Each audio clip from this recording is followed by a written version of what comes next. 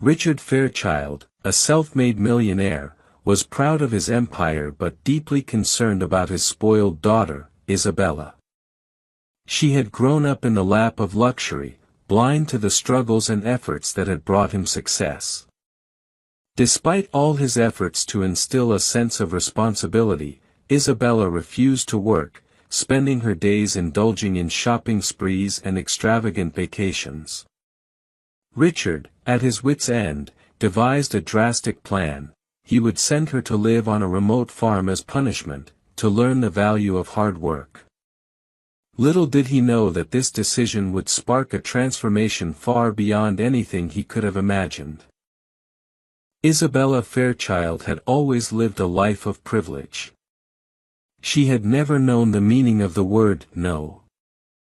From a young age, her father had provided her with everything she desired, from designer clothes to expensive cars, hoping that with time, she would learn to appreciate the finer things by understanding their cost. But that moment never came. Richard, the founder of a global tech company, had risen from humble beginnings. His wealth was built on hard work, persistence, and sacrifice, and he had always hoped his only daughter would follow in his footsteps.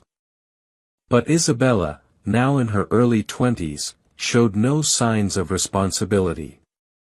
She skipped college classes, relied on her father's fortune, and partied through the night without a care in the world.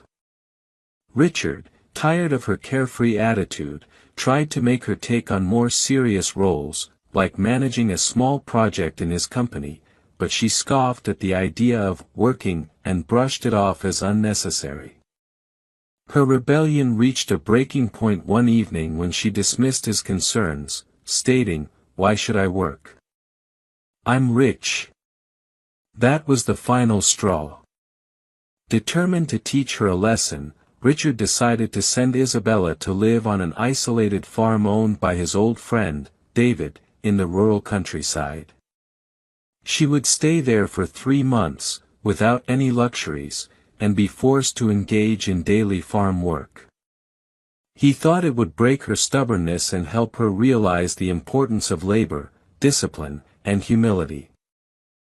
When Isabella first arrived at the farm, she was horrified. The farm was miles away from any city, with no cell phone signal, no high-end amenities, and the nearest store over an hour away by car. She was greeted by David, a rugged, middle-aged man with a no-nonsense attitude. His wife, Mary, was kind but firm, and their teenage son, Jack, barely said a word. The farmhouse was small, with modest furnishings, and Isabella was shown to her room, simple, with no television, no internet, and a bed that squeaked with every movement. Isabella immediately rebelled. She refused to help with chores, threw tantrums, and demanded to be taken home. David, however, would not budge.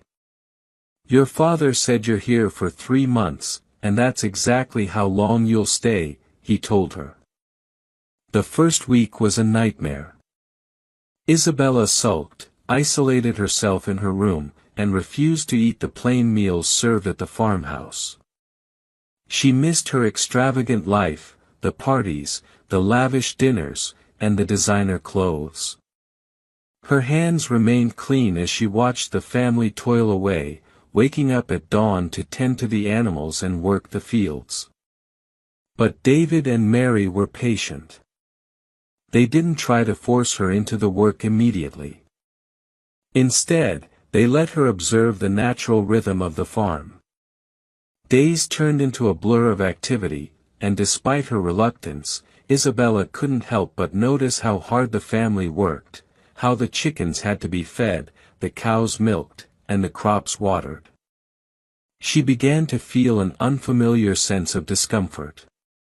She realized these people were content, even happy, with their lives despite the absence of luxury. By the second week, Isabella's stubbornness began to crack.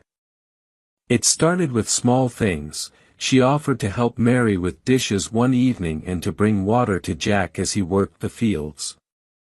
Her hands, once soft and manicured, became rough as she slowly integrated herself into the daily routine of the farm. Her muscles ached, and her body protested the physical labor, but there was something unexpectedly satisfying about completing a hard day's work.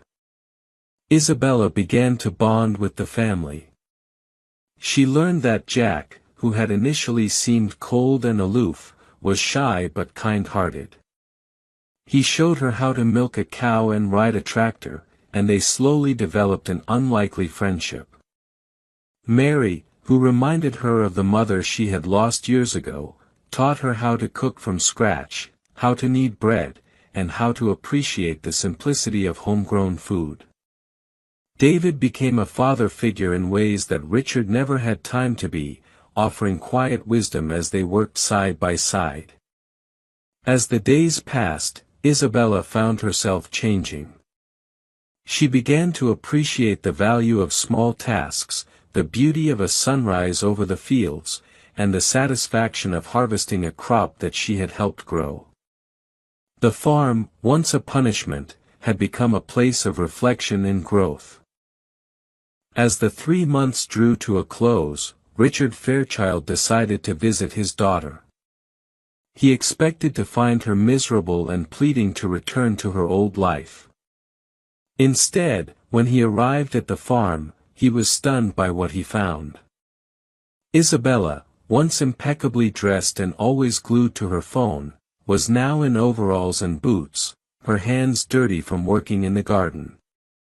Her face, once filled with disdain, now carried a peaceful expression. She greeted him with a hug, something she hadn't done in years. Richard was speechless as he watched her move around the farm with ease, helping David and Mary with their chores and laughing with Jack as they finished a task.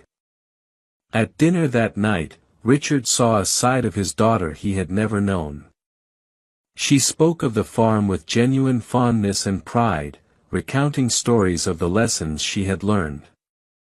She no longer cared about her old lifestyle, and when Richard offered to take her home early, she declined. "I want to stay until the end of the season," she said. "I've made a commitment here." Richard was both relieved and confused by his daughter's transformation. However, as the night went on, he noticed tension in the air. David and Mary seemed distant, their smiles forced. Jack, who had been friendly earlier, avoided eye contact. When Richard confronted Isabella about it, she hesitated before revealing the truth. The farm was in trouble. David and Mary had been struggling financially for years, barely making ends meet. A recent storm had destroyed much of their crops, and the repairs to the barn had drained their savings.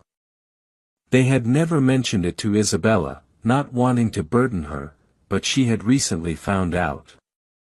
The farm was at risk of being sold, and without it, they would lose everything. Richard was taken aback. He had come here to check on his daughter, but now he realized that the people who had helped her grow were in desperate need. He knew he could help them financially, but he also knew that offering money could feel like an insult to their pride. In the weeks that followed, Richard worked with Isabella to come up with a plan. Instead of offering a handout, they proposed a partnership. Richard would invest in the farm, helping them rebuild and expand, while Isabella would take on a role in managing the farm's operations and marketing. She had discovered a passion for sustainable farming and wanted to use her skills to turn the farm into a profitable, eco-friendly business. David and Mary were reluctant at first, but with gentle persuasion, they agreed. Over the next year, the farm underwent a transformation. With Richard's investment and Isabella's leadership, they expanded into organic produce, opened a farm-to-table restaurant, and began offering ecotourism experiences.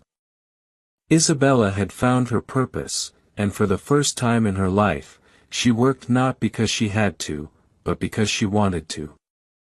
Richard Fairchild had sent his spoiled daughter to a farm as punishment, hoping to teach her a lesson in responsibility. But what he hadn't expected was the profound change that would take place, not just in Isabella, but in himself. Through the farm, they both learned the value of hard work, family, and community. Isabella, once a symbol of privilege and excess, had become a woman of substance and integrity. The farm had not only saved her but had also given her a new path in life. And as Richard watched his daughter thrive in her new role, he realized that sometimes, the most important lessons come from the most unexpected places. The seeds of change had been planted, and they had grown into something far more valuable than wealth, growth, love, and purpose. The end.